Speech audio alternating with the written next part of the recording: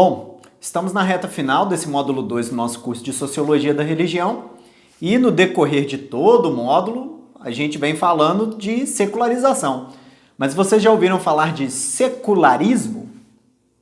Não é a mesma coisa. E para falar disso, em Sociologia, eu não tenho como escapar de José Casanova. Enfim, é um dos patronos da discussão sobre secularismo, por assim dizer. Daqui a pouco eu explico melhor o que é secularismo, mas só para a gente entrar nessa discussão, entenda que ela é da alvorada aí do século XXI, então anos 2000 e anos 2010 são aí os 20 anos em que essa discussão ganha mais força, e ela ganha mais força a partir de 3 obras essenciais que são escritas em âmbitos diferentes. Então, o secularismo ele é uma discussão de âmbito interdisciplinar que é tocada aí por 3 grandes teóricos aí, por assim dizer. Um deles é o Charles Taylor, faz a reflexão a partir da filosofia. A grande obra dele chama-se Uma Era Secular, um catatal assim, ó. Eu não estou com o meu aqui agora, mas é uma senhora obra, tem um dos capítulos que eu gosto muito que é A Religião Hoje, então tá lá, é o livro aí do Charles Taylor. Isso do âmbito da filosofia. Mas tem um correlato também, um companheiro de discussão, na antropologia, e esse é o Talal Assad. Talal Assad é um antropólogo saudita, mas também na mesma perspectiva trabalha fora da Arábia Saudita há muito tempo, e tem feito essa discussão sobre secularismo, principalmente a partir de uma obra chamada Formações do Secular. Pelo menos eu estou aportuguesando aqui o título. Então nós temos aqui o patrono na filosofia, Charles Taylor, e na antropologia, o Talal Assad. Por sua vez, nós temos um correlato na sociologia, e é o que nos interessa mais de perto nesse curso aqui, que é um curso de Sociologia da Religião.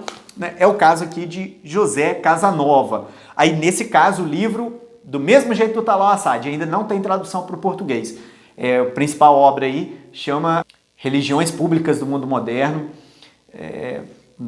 Estou aportuguesando aqui o título, mas a gente ainda não tem uma tradução para o português, o que é muito ruim, porque o coração da obra é um estudo de caso, são 5 casos que são estudados, e um deles é justo o Brasil, e a questão das comunidades eclesiais de base. Mas enfim, entenda isso. Secularismo é uma discussão interdisciplinar que na antropologia é tocada pelo Talal Assad, na filosofia é tocada pelo Charles Taylor e na sociologia pelo José Casanova. Como eu falei com vocês, a sociologia ela passou por 3 fases aí na sua reflexão sobre religião ao longo do século XX até as primeiras décadas aí do século XXI. Num primeiro momento a gente tinha ali a aceitação do declínio da religião. Num outro momento há uma controvérsia ali a respeito do crescimento da religião, fica ali anos 80, anos 90, principalmente com a questão do fundamentalismo ali, é o que pega. Mas a gente vira a chave no século XXI numa outra fase da discussão, com as teorias que eu chamei de nem-nem, que fala, não aconteceu nem declínio, nem ascensão, o que a gente tem é uma transformação das religiões. Então a gente está nesse clima ali nas primeiras décadas do século XXI. Mas junto com isso, cresce uma discussão a respeito do que os teóricos vão chamar de secularismo. Qual a diferença entre secularismo e secularização? É que secularização é um termo que a gente usa para descrever coisas que acontecem na sociedade. Coisas que acontecem, inclusive, como consequência inesperada da ação. Não é fruto de ação deliberada de indivíduos. Não fruto direto, mas uma consequência secundária, por assim dizer. Consequências de consequências.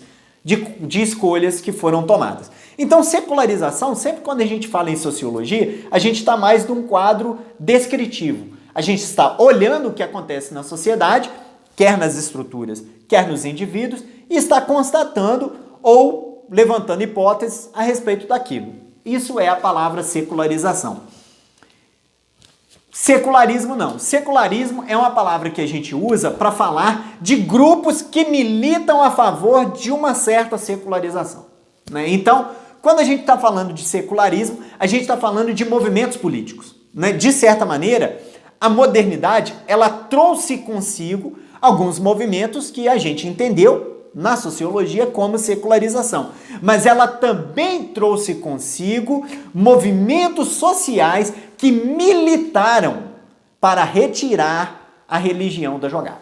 Grupos que militam em prol do afastamento do sobrenatural das decisões ou das crenças, né, das pessoas no sobrenatural, das decisões, quer em matéria de ciência, em matéria de economia, em matéria de política, em matéria de arte, em quaisquer matérias, eles podem ser pensados como grupos secularistas, por assim dizer, né?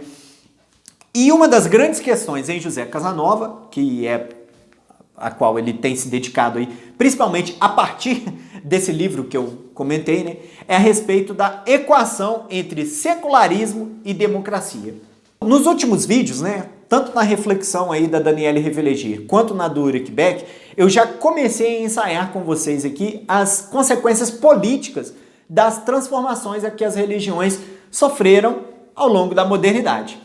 Mas é aqui que a questão política mais vai ganhar peso, assim. Porque o José Casanova vai colocar toda a reflexão a respeito da transformação das religiões na modernidade a serviço de uma provocação a esses grupos secularistas, né? Aos grupos que militam a favor de um secularismo. E essa é a parte mais interessante. Para que a gente entenda como ele faz isso, vocês já sabem a regra, né? Você só entende a sociologia de qualquer coisa se antes de qualquer coisa você entender qual é a sociologia que está sendo praticada. Então, para entender a sociologia da religião do Casanova, vamos tentar entender o que ele pratica como sociologia, né? Na sociologia dele, não se admite a modernidade como uma coisa só, uma coisa unívoca, né? Ele vai dizer que a modernidade pode até ter um berço de nascimento, né? Que é ali a Europa banhada pelo Atlântico Norte. Aliás, sempre que eu falar de o nascedouro como banhado pelo Atlântico Norte, eu estou tirando isso do Charles Taylor, tá bom?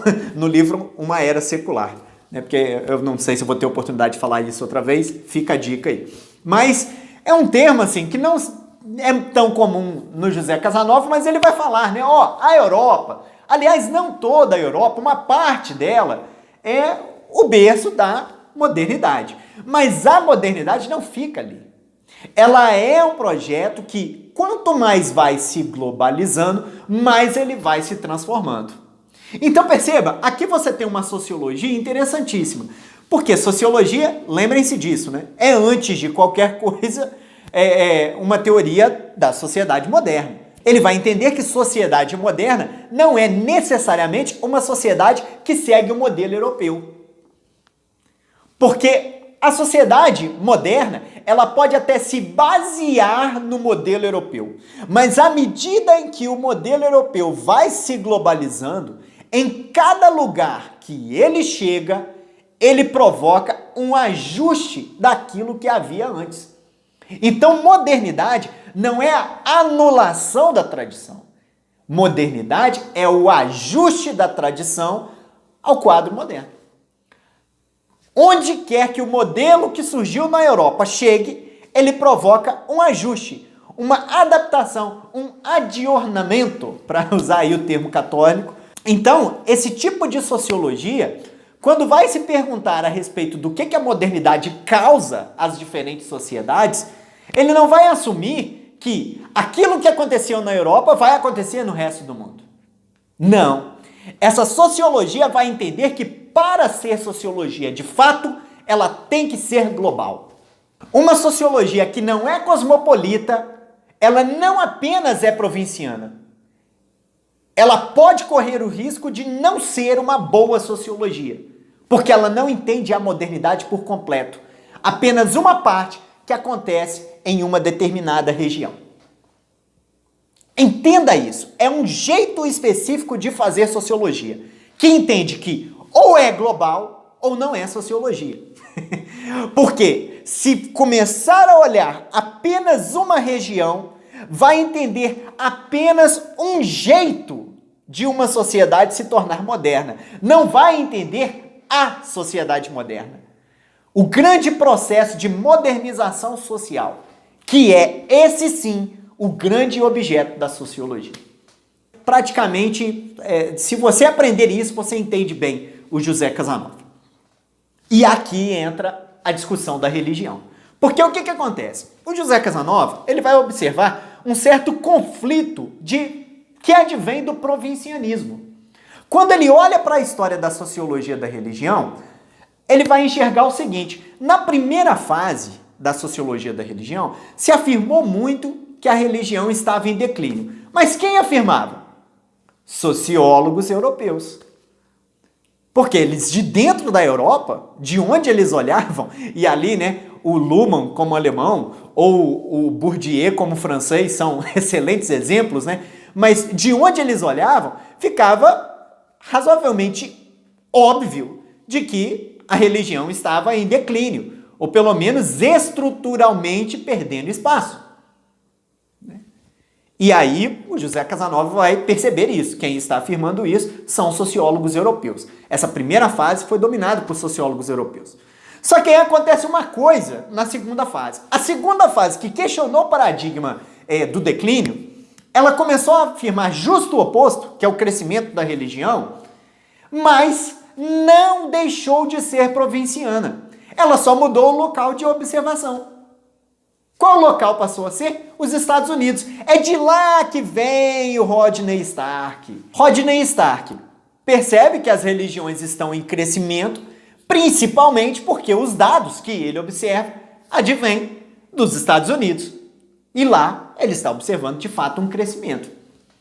Agora tem um problema. E se nenhum paradigma nem o outro estiver correto? Se na verdade a modernidade puder operar múltiplas direções, o que de fato a modernidade estaria causando às religiões?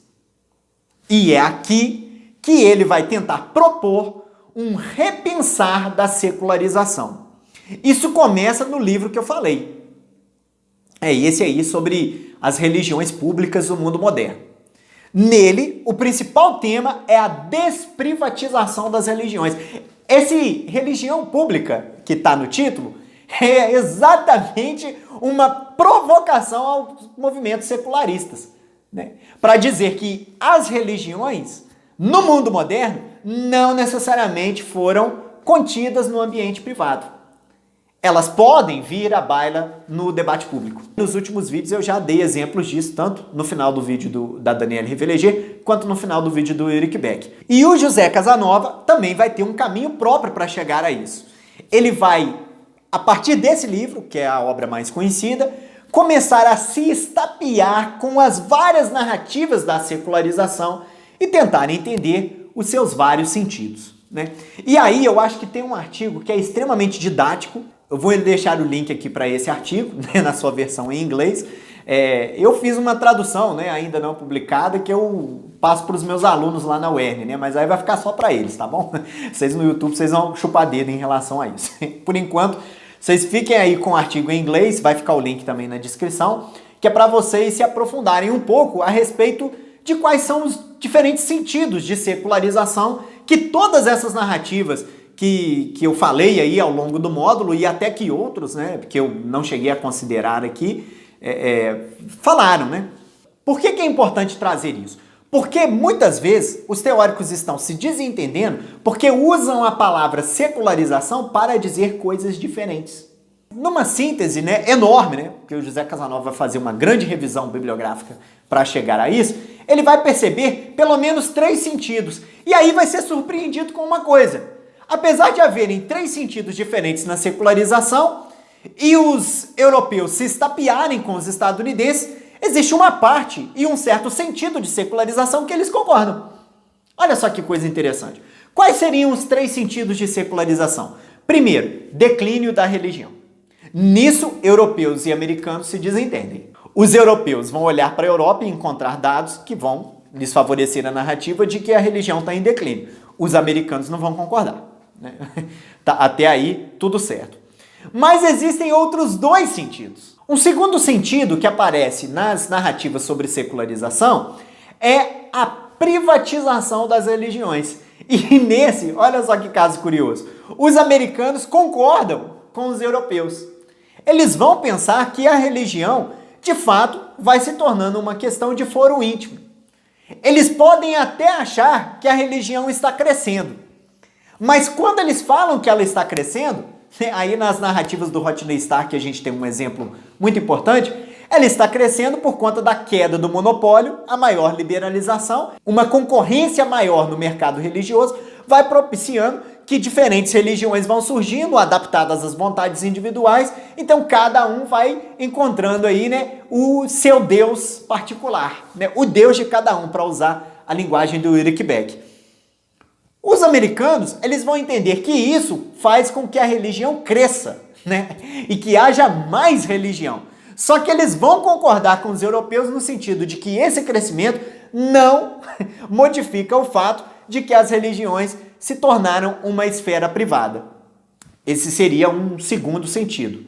Mas ainda tem um terceiro sentido. Esse terceiro sentido é talvez a narrativa mais dura da secularização e que nem sempre é bem discutido, assim, quando as pessoas querem se resolver com as controvérsias aí, né? Ah, a religião está acabando, não acabou, como é que a gente lida com isso, né?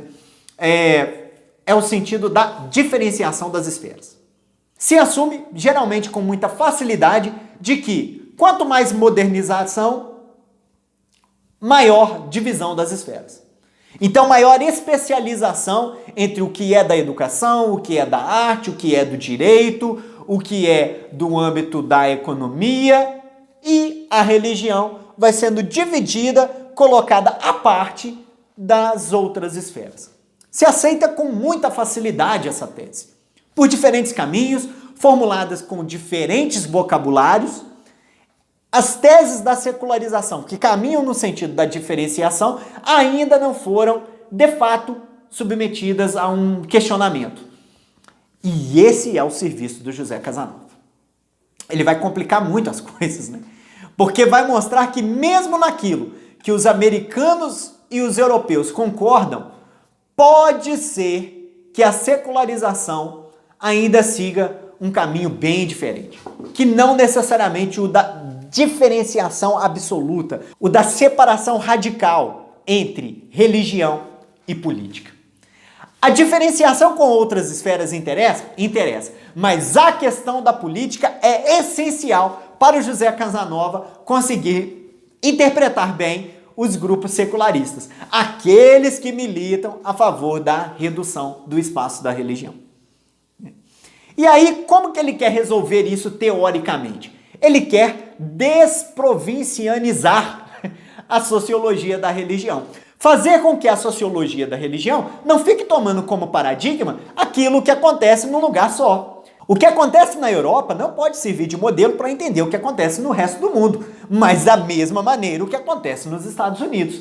Essas sociedades do Atlântico Norte, elas precisam ser colocadas em perspectiva a partir de uma sociologia global. Só que tem uma questão. Fazer uma sociologia globalizada não significa apenas olhar outros lugares, mas olhar para a própria Europa como Europa e não como umbigo do mundo. E da mesma maneira, a América do Norte, como Estados Unidos. E não apenas como o centro ou um grande modelo que vai ser seguido por todas as sociedades modernas. Esse artigo em inglês que eu estou indicando, o José Casanova vai fazer exatamente esse exercício. Olhar para os Estados Unidos como uma parte, um jeito, uma forma de se tornar moderno. E olhar para a Europa como uma outra forma, uma segunda forma. E a partir dali tentar entender o que está acontecendo na modernidade. Para entender todos os detalhes das narrativas, eu peço a vocês que leiam o artigo. Mas o que eu posso adiantar para vocês é que, na prática, nem num lugar, nem no outro, a divisão com a política foi tão radical quanto se pensa. No caso europeu, duas coisas chamam a atenção. Primeiro, que muitas vezes grupos religiosos foram ativos ali na separação entre quais assuntos seriam da religião e quais assuntos seriam do Estado, e isso em diferentes formatos, que vão da laïcité francesa, né, a laicidade que ele faz questão aí de manter em francês para mostrar que o exemplo francês é um exemplo assim mais radical, mas é um gradiente assim que vai até os países nórdicos, assim, especialmente alguns que adotaram a Igreja Luterana como uma religião oficial do Estado, né, por assim dizer. Mesmo sendo religião oficial do Estado, isso não significava que a Igreja cuidava de tudo. Acontece no anglicanismo também, né? A situação é diferente. Mas até a laicidade francesa, que é mais radical na separação ali, que foi mais sofrido, ainda ela teve algum grupo religioso ativo ali, né? Então, isso chama a atenção, né? A separação entre religião e política, ela é operada em diferentes gradientes ali na Europa e sempre com grupos religiosos ativos. O caso dos Estados Unidos é interessantíssimo, porque ele já é operado sem ter uma igreja de mando, né? É uma coisa da literatura sociológica a diferença entre igreja e seita, né? Igreja é a religião na qual se nasce, seita é a religião a qual você escolhe, né? Você muda ao longo da sua vida. Mas lá nos Estados Unidos, de certa maneira, não tinha um outro aspecto que também é importante para a definição de igreja, né? Que é a identificação com o território. O conceito de igreja sempre está amarrado ao território. Só que na modernidade, né, à medida em que ela vai avançando, em alguns lugares, passa a não existir igreja, no sentido de ter a identificação com o território e automaticamente as armas do Estado para poder mandar, né? No caso dos Estados Unidos, a política ela é feita não contra uma igreja que detinha o mando anterior da antiguidade, né, por assim dizer, que é o caminho europeu. De certa maneira, uma colisão entre religião e política. Não. Nos Estados Unidos não tem igreja. É tudo seita. Né? No sentido de serem religiões que foram escolhidas. As pessoas não nasceram nas religiões que elas praticam. Pelo menos no germe das 13 colônias, não. Então, quando elas vão montar o primeiro formato dos Estados Unidos, ali nas 13 colônias, eles acabam criando um modelo de coalizão. Né? Na Europa você tem colisão entre religião e política, na América do Norte você tem coalizão, ou seja, a religião ou as religiões, num formato de religiões escolhidas, né, e não mais religiões nas quais as pessoas nasceram, fizeram um grande acordo, um grande pacto, uma coalizão com a política, para que a política não perseguisse nenhuma. Esse é o modelo americano. Agora, o que significa, né? Que o modelo europeu é um modelo que é um modelo de choque entre a religião e a política está errado? Ou que o modelo americano de coalizão está errado? Não. Significa apenas que esses dois modelos são dois lados da mesma moeda. Uma moeda que prega que é necessária a divisão entre religião e política e o afastamento da religião da coisa pública. Agora, isso tem um efeito colateral, porque foi também nessas sociedades do Atlântico Norte, por assim dizer, que se criou o modelo de democracia que nós conhecemos. Então, mesmo que uma tenha um modelo de modernidade, em que operou-se uma colisão entre religião e política, e na outra, uma espécie de acordo entre religião e política, né, cada uma ficar no seu quadrado, nos dois casos, você tem o afastamento da religião da coisa pública e a diferenciação das esferas como pressuposto, mas também a suposição de que democracia só vale se for secular. A religião precisa ser privatizada, se você quiser uma democracia. E é esse o grande drama da modernidade na perspectiva do José Casanova.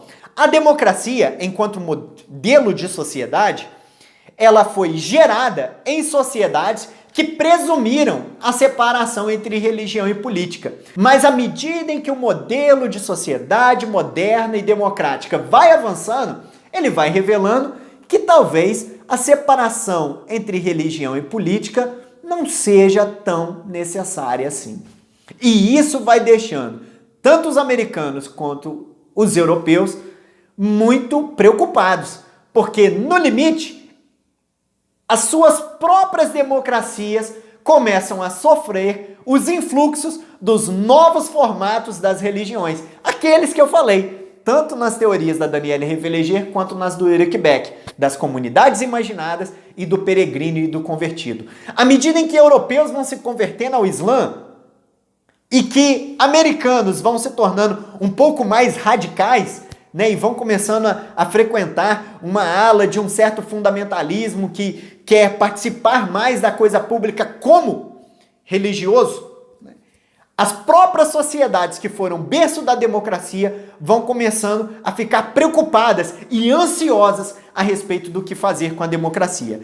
E aí, qual que é a perspectiva do José Casanova? É que não existe nada, absolutamente nada, na modernidade que diga que democracia precise necessariamente separar com uma linha muito radical a religião da política.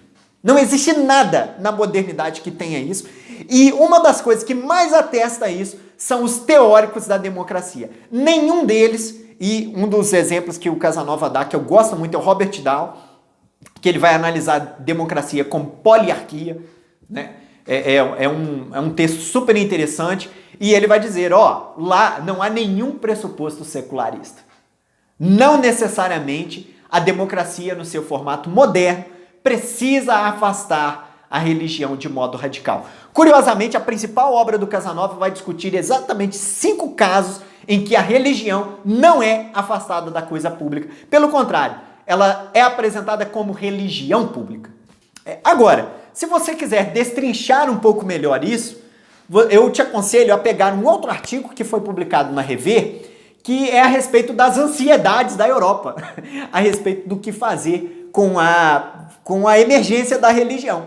E a base desse artigo é que você precisa separar quais são os pressupostos, né, dos movimentos secularistas e qual é a empiria. Na história, eu já falei um pouco, né? A história da Europa é um tanto diferente aí, tem o seu jeitão. Mas nos pressupostos, o que ficou? De que religião é sempre intolerante e que democracia só vale se for secular. Ou secularista, nesse sentido, né? De afastar a religião, né, da coisa pública necessariamente.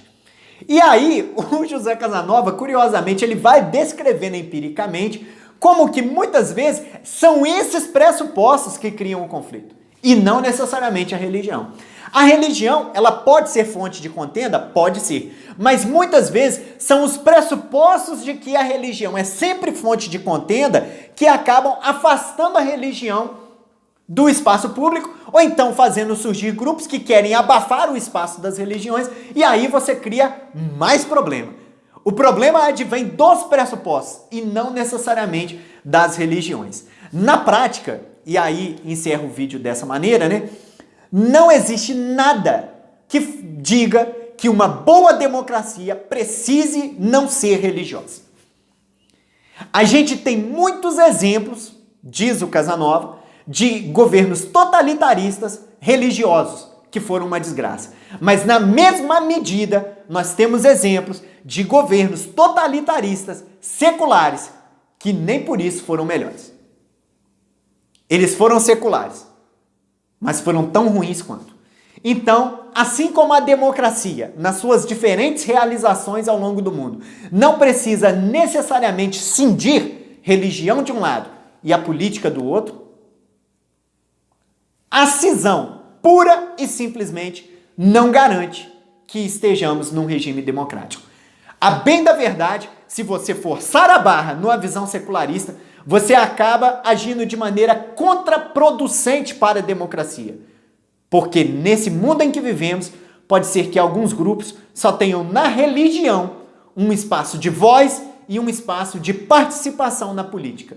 E se você calar esses grupos, você vai estar agindo de maneira antidemocrática.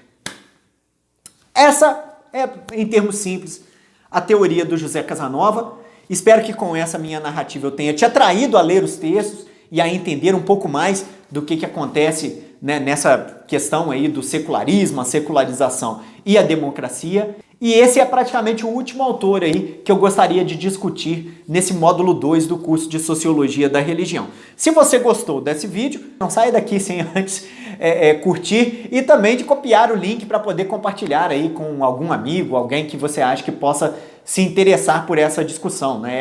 Eu acho que é super importante no mundo de hoje. Mas também não se esqueça de se inscrever no canal. A gente viu tantos autores ao longo desse módulo 2 que eu não vou poder terminá-lo, né, sem antes dar uma narrativa síntese de toda essa discussão. É o assunto do próximo vídeo, então se inscreva para que esse vídeo possa aparecer aí na sua tela quando você entrar no YouTube novamente, tá bom? A gente se vê lá, até mais.